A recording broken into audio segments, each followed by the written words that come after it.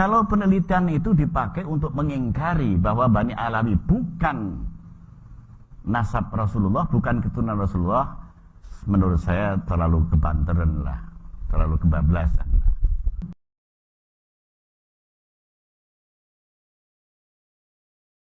Para ulama dari Bani Alawi itu menjadi panutan ulama NU. Seperti Al-Faqih Al-Muqaddam, dia mengaku bahwa nasab dia sambung kepada Rasulullah. Nah, pengakuan itu dibenarkan oleh ulama Al-Faqih Al-Muhaddis, ahli faqih ahli hadis Ibnu Hajar Al-Haytami, kitab Tuhfah yang menjadi rujukan kaum Syafi'i. Dibenarkan juga oleh Yusuf bin Ismail An-Nabhani, gurunya Mbah Hasyim Asy'ari. Kalau penelitian itu dipakai untuk mengingkari bahwa Bani Alawi bukan nasab Rasulullah, bukan keturunan Rasulullah, menurut saya terlalu kebanteran lah, terlalu kebablasan lah. Kita tidak senang kalau pengingkaran terhadap nasab itu nanti merembet kepada meragukan kejujuran ulama. Ini yang harus digarisbawahi. Ya. Jadi para ulama dari Bani Alawi itu menjadi panutan ulama NU. Seperti Al-Faqih Al-Muqaddam, dia mengaku bahwa nasab dia sambung kepada Rasulullah. Kemudian dikuatkan oleh ulama besar yang menjadi wali kutub, namanya Abdullah bin Alawi Al-Haddad, yang punya Rotib Al-Haddad.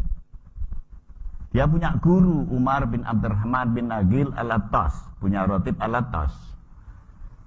Dua-duanya mengakui bahwa kami adalah keturunan Rasulullah. Nah, pengakuan itu dibenarkan oleh ulama Al-Faqih Al-Muhaddis, ahli faqih ahli hadis Ibnu Hajar Al-Haytami, kitab Tuhfah yang menjadi rujukan kaum Syafi'i.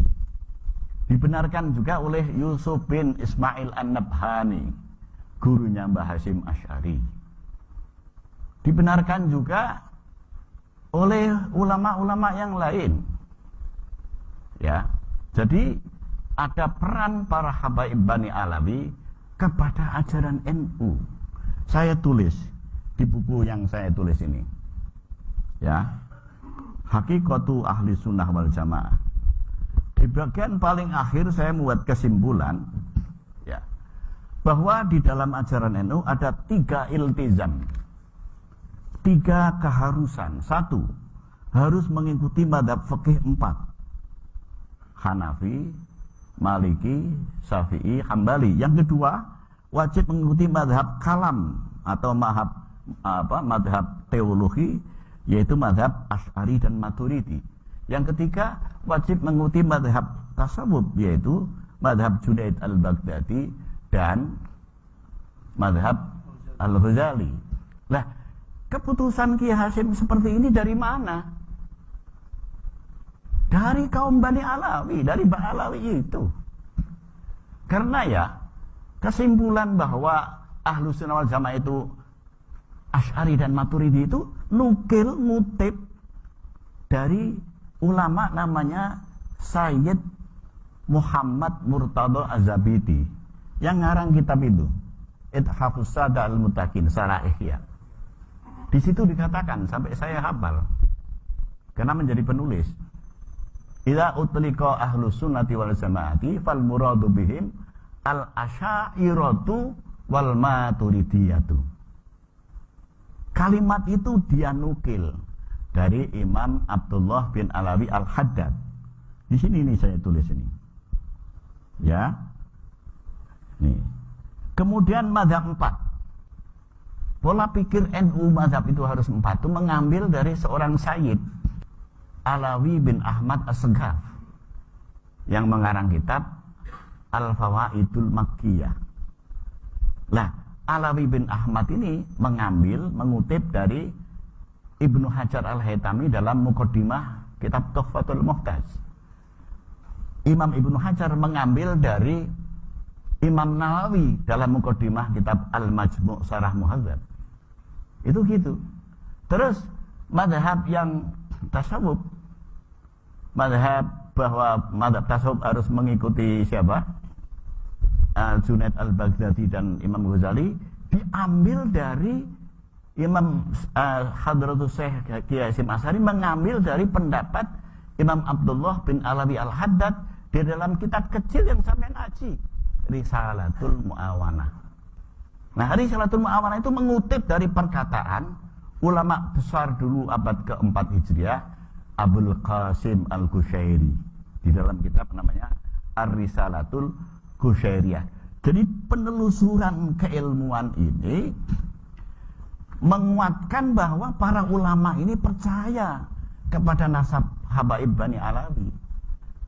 Kalau kita sudah meragukan ulama, runtuhlah keilmuan kita, jatuhlah sanad ilmu kita, hancurlah agama kita. Itu yang harus dipikir. Gara-gara penelitian seperti itu nggak bisa, ya kan? Karena apa? Rasulullah bersabda dalam hadis yang didengar oleh sahabat namanya Sa'ad bin Abi Waqqas, "Manidda'a ila ghairi abihi wa huwa ya'lamu annahu ghairu abihi fal jannatu alaihi haramun." Barang siapa mengaku punya hubungan nasab kepada orang yang bukan bapaknya, padahal dia ngerti bahwa orang itu bukan bapaknya, surga haram baginya. Kalau hadis ini kita saja tahu, mana mungkin ulama sekelas Sayyid Murtada Az-Zabidi tidak paham? Mana mungkin sekelas Abdullah bin Alawi Haddad tidak paham? Mana mungkin ulama besar sekelas Imam Nawawi tidak paham? Yusuf An-Nabhani tidak paham? Enggak mungkin. Mereka ulama yang ilmunya kita anut. Kita punya keyakinan kepada para ulama itu. Dan ulama yang harus kita ikuti adalah ulama siqatun, ulama yang andal ilmunya, as-sabat, yang komitmen keyakinannya, yang konsisten ideologinya. Itu begitu. Kalau mereka ini kita ragukan, sama dengan kita meragukan ideologi kita sendiri. Ini bahayanya.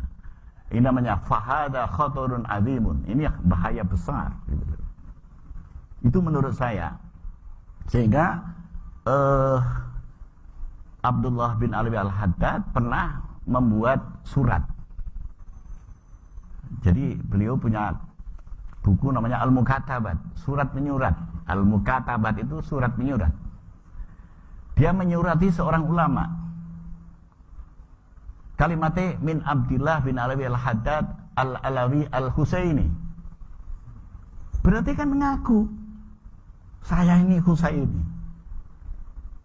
Kiai Hasyim Asy'ari di dalam kitab Ziyadah Ta'liqat. Jadi NU itu didirikan dulu, dikritik oleh kiai di Pasuruan namanya Abdullah bin Yasin al-Pasurwani.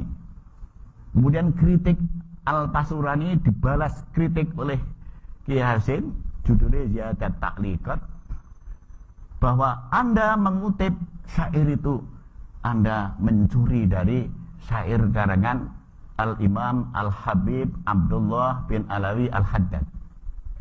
Kiai Hasyim cetha nulis ngono kuwi. Berarti Kiai Hasyim ngakoni kalau Abdullah bin Alawi Al-Haddad itu Habib Bani Alawi sambung kepada Rasulullah, karena disebutkan Al-Habib, disebutkan Al-Haddad. Kemudian di dalam Qanun Asasi Kiai Hasyim mengakui qala As-Sayyid Ahmad bin Abdillah As-Segaf. Ada As-Sayyid, ada As-Segaf.